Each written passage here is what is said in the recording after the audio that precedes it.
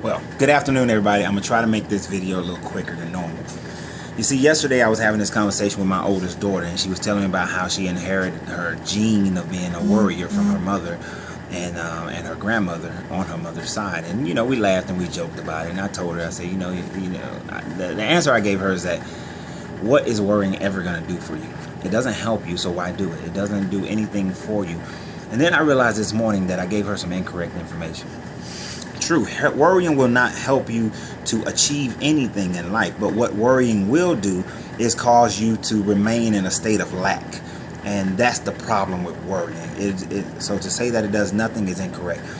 But what it does do is keep you in a state of lack. Let me give you an example. If you're worrying about the lack of money, guess what you're going to manifest in your life? More lack of money. If you're worrying about the lack of relationship, you're going to manifest what? More lack of a relationship.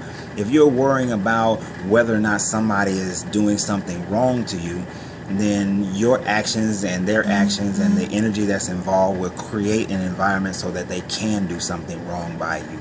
This is just how it works. I'm not trying to explain it. I'm not trying to overcome it. I am overcoming it. But that's just how it works. It is not for you to understand how everything works, but it's just for you to understand how to make it work for you. You see, the other day I sent you a video and I said that it is done unto you as you believe.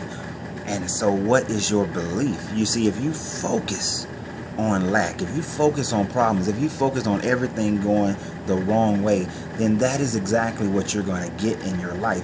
Everything manifesting itself the wrong way.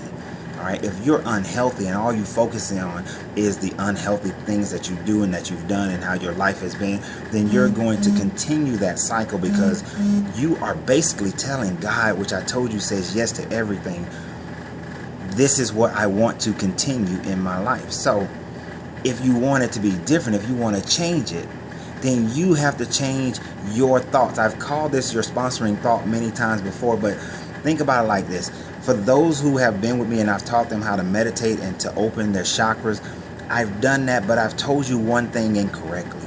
We started from the root chakra and worked our way up to the crown chakra, but realizing that all creation, all manifestations start with your thoughts, starts with you and your connection to the infinite, to God, and then work their way down into reality because your root chakra is the reality. We don't start to open our chakras by starting with our root chakra, by starting in the physical realm.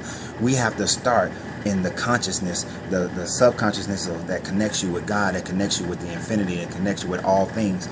So we start there and open that chakra and move our way down to our third eye, through our throat chakra, our heart chakra, our power chakra, our sacral, and then the root. Are you with me? Are you tracking? So we start from the top and work our way down to reality. Too often we're trying to start from the bottom and work our way up. We get with a company, we want to work our way up. We get in a relationship, we want to work our way up. No, and think about it. When you start a relationship, everything is awesome and great in the beginning. You're at the top. And oftentimes it works its way down. And we call that's the real relationship. No.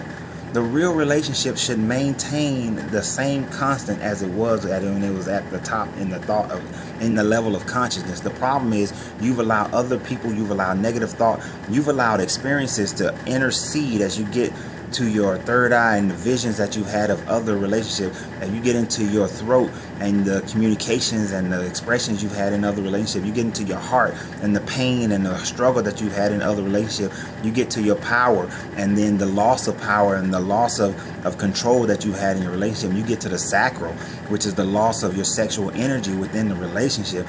And now the foundation, which is the thing that can be gripped by fear, that causes everything else to fall apart. You work your way down through those levels, but you're blocking each one of them because your thought process is wrong.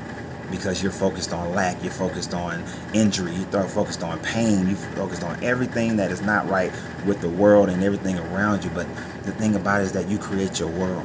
I've told you before, I'm willing to lose everything to gain everything, and that my greatness is non-negotiable. Because in my world, the sky is purple. It doesn't matter what the sky is in everybody else's world. In my world, it's purple. So I have to keep my thought focused on what I truly want and let that emanate its way down. So don't worry. If you worry here, then that worry will manifest itself at every level of your life, and it would just cause more problem, more pains, and then you would justify the thoughts that you're now having, because the reality is showing you that. You see the double-edged sword? The reality is showing you what you've already thought months, years ago, and so you believe that's the reality, and so you believe you can't change it, and so you continue with those thoughts, which just drive you deeper into the hole. So if you want to do something different, you want to have something different, be different, you want to manifest difference in your life, then start by changing your thoughts and stick with that thought. Don't allow anything else to come in and intercede. And the moment that you do have a thought that goes against your sponsored thought, like you can't try to manifest money or manifest health, but then 15 minutes later you're thinking about the negative aspect of it or the lack of it. You have to stay in that moment of manifestation, the positive, and the manifestation of the thing that you want. So every time you have that thought, replace it back. And this will take practice and time. And then as you continue to have these thoughts and replace them, it becomes your reality, because then your actions will follow suit. And don't forget that part. Your action has to follow suit, or it never becomes anything more than a dream. So you guys have a great Saturday. I'm going to have a great Saturday. I'm manifesting that customers would just coming. They're in the store. Customers are in the store and they're making major purchases all day today and all night. That's what I'm manifesting today. And I'm manifesting great health and energy today. I'm manifesting love and friendship today. So that's my thoughts. That's what's going to be on my mind. Nothing else will deter me from it. I don't care what conversations other people have. It just is what it is, and that's what it's going to be. Y'all have a great day. And remember, your greatness is non-negotiable.